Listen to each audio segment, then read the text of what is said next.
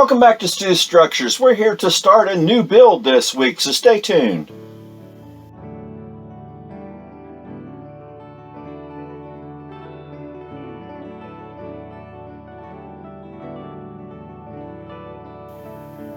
So welcome back, like I said, and welcome to all my new subscribers. And if you're watching this and you haven't subscribed, please do so. We are here to start a new build this week. In Belington, all the structures that I've been building to put this scene together, between the railroad and the river where the road crossed a bridge there, on the river bank there was a series of 3 little small stores that were right on the river bank. And this is just a building that I'm going to need to finish this scene when I eventually put it all together. So I'm going to go ahead and build this wood structure since I'm working with wood already and I'm on a roll and I like working with wood. We're going to go ahead and jump into this structure. So let me just start explaining this and showing you a few pictures that I have to work from, and we'll get started on this thing. So like all of my builds, I go through and just find all the reference materials that I have. And I have several pictures that are not really good pictures of the building, but they give me little pieces here and there of all of the building. I mean, here's the riverside rear end on the right side of this picture. The other one you saw the front. And this is not a good picture, but it's the only reference to the very back end of the building that I have.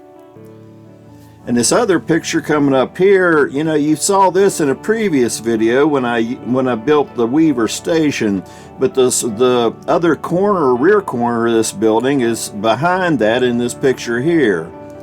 And here's, when you come around that corner, this is the river side of the structure here. And on the station side, I do have this one that shows the rear end of the building on the left-hand side of the picture there.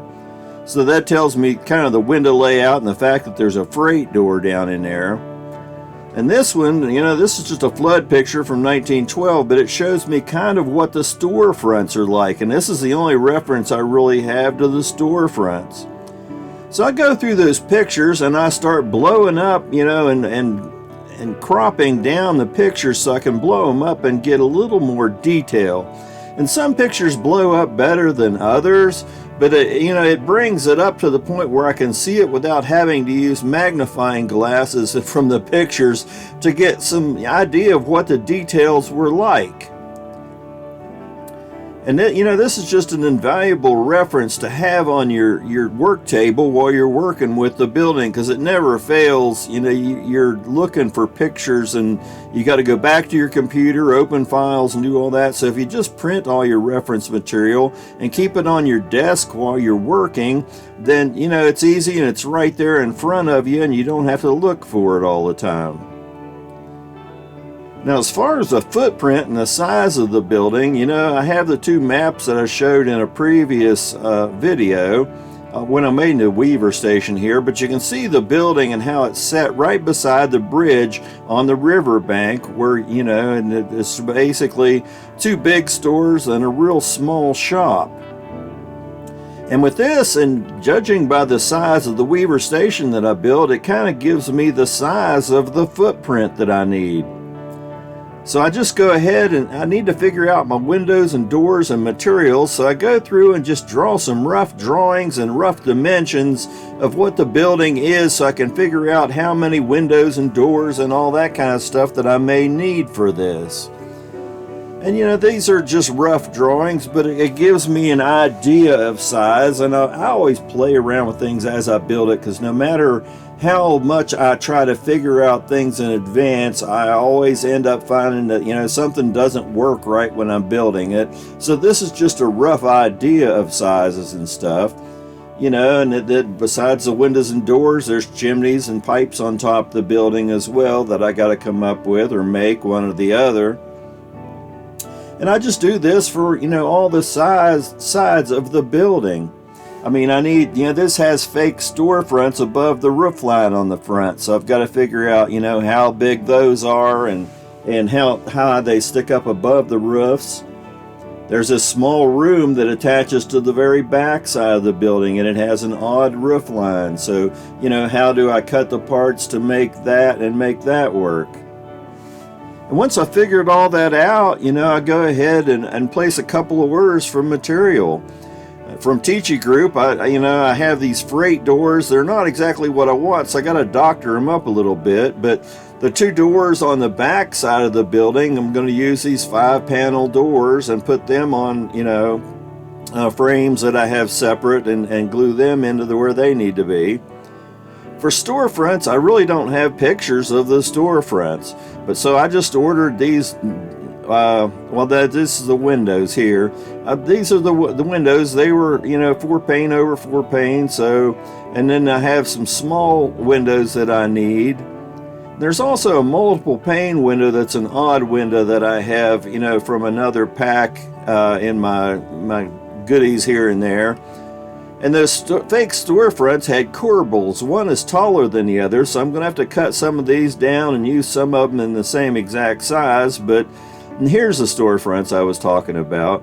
There's 3 of these in a pack, and I just need 2 of these for 2 of the storefronts, and the other small storefront I'm just going to have to scratch build. And then from Northeast Scale Lumber, I needed a little more siding and 1x4s and 1x6s, that kind of stuff. So, I just went ahead and placed an order with them and got the materials that I think I may need for this. I do have some other stuff in my drawer, but I think this is what I'll need besides what I have to build the building.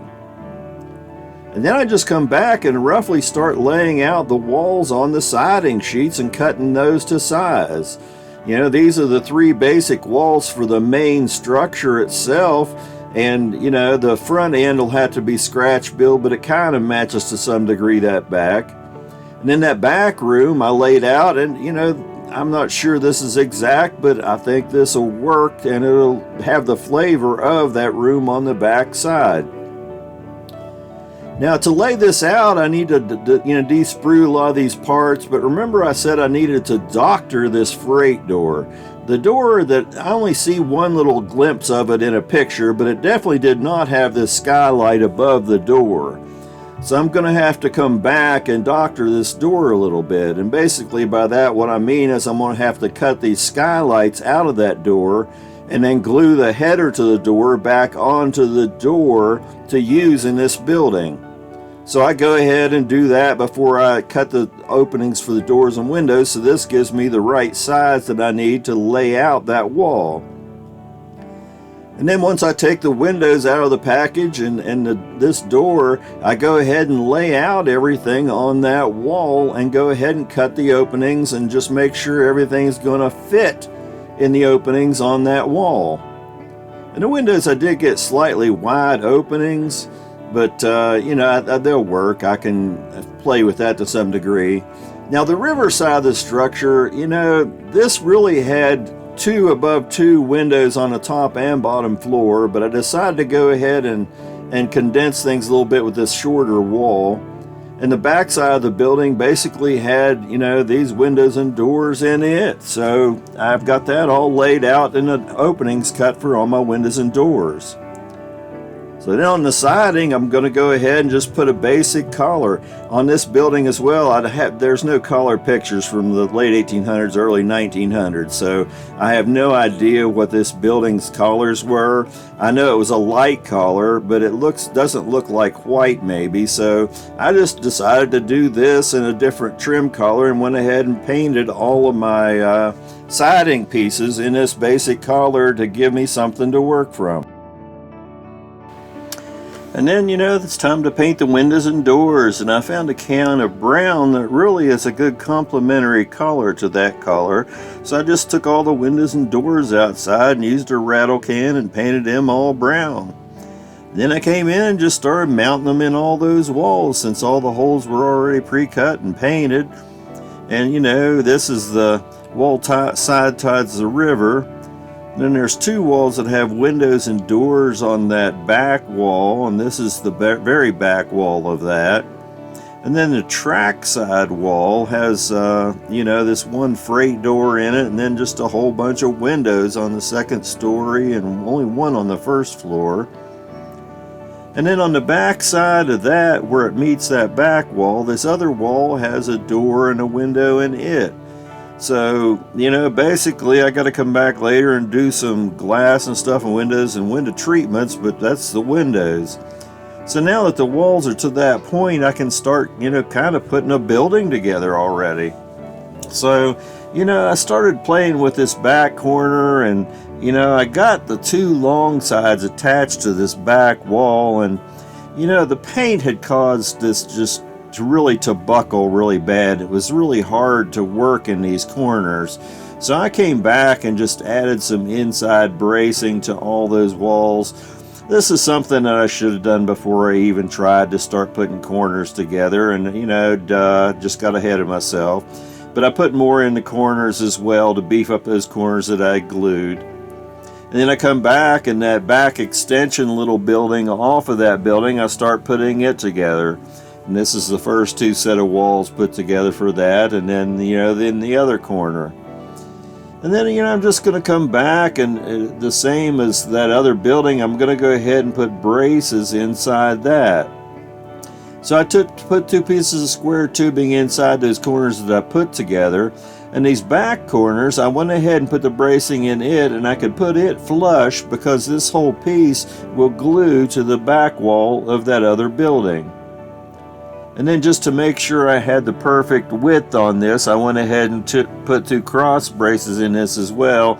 I just like a nice sound structure, and this helps beef this up a lot.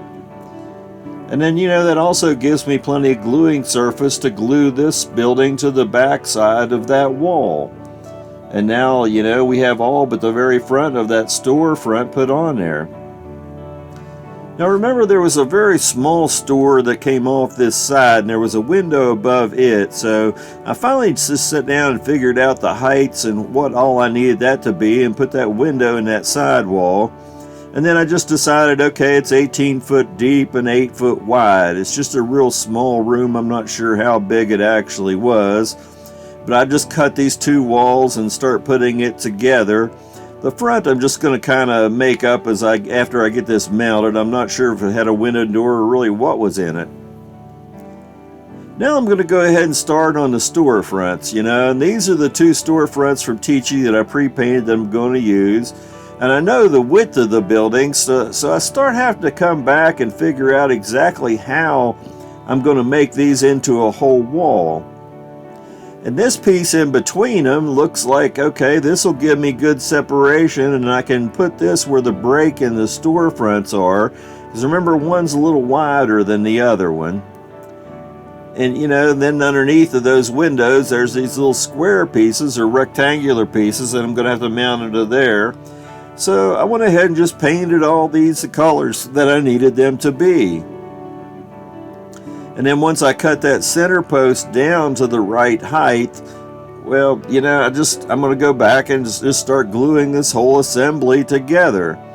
And I keep the windows flush to one side of that real thick beam, to the storefront side of that. And then, to finish getting the width of the storefront, I need to put two more side columns on either sides of those.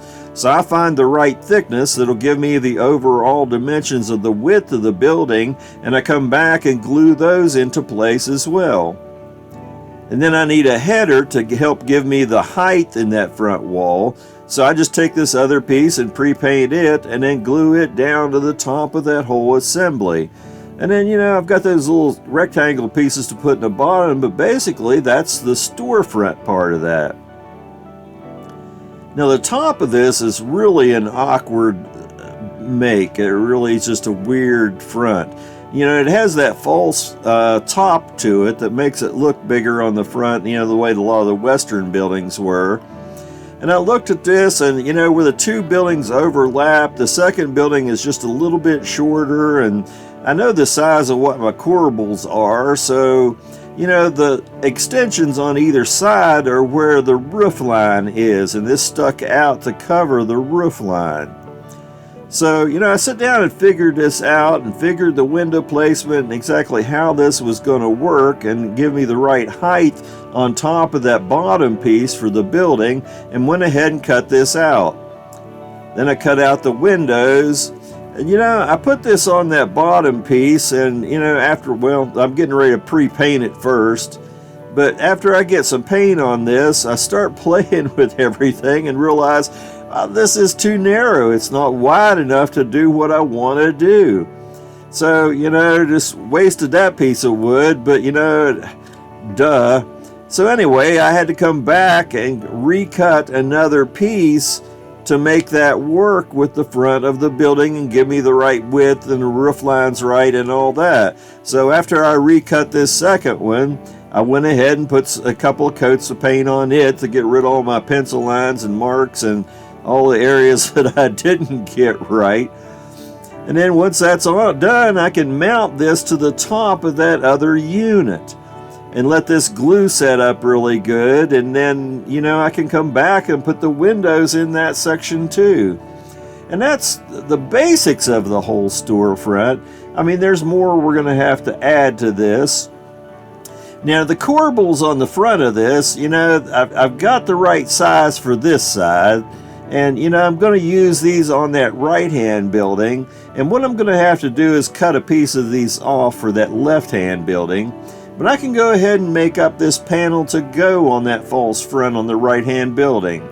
So I cut the piece of wood that I need for the front of this, and these corbels I'm just going to come back and glue as an even spacing across the front of this. It's not the right number according to the ones in the picture, but I really can't see the picture really well for these, but this is going to work for what I want. Then I take it outside and put some brown paint on it. And the whole top will get wrapped in brown trim, but this facial part, if I pre-paint it, I don't have to come back and hand paint all this in place. And once that's done, I mount this on the top part of that building, and that's one more part of this out of the way. So there you have this week's segment of the Riverside Stores. This build comes along pretty quickly. This is a lot easier build with all the trim and the windows to build and that type of a thing. It's nice using precast windows and doors and all that on a building. It saves you so much time. So this building's coming along pretty quick. I don't know, maybe 2 videos we can get this building finished. We'll see. But I'm happy where the building's going. I like the paints. The paint scheme worked really well with this. It's kind of period for early last century, and is it exactly like the original building? No, I've had to use a little artist license with this. But with what very little photographic evidence and history of this building that I have to work from, I don't think there's going to be a whole lot of people out there that are going to be able to point out nuts and bolts on this building. So, I'm okay with it anyway. It's not really a railroad structure. It's just a building that helps to create the scene and the mood for that time of the century, last century. So anyway, I'm happy with it, and we'll see where we go in the next video. Stay tuned and scratch build something, and happy model railroading.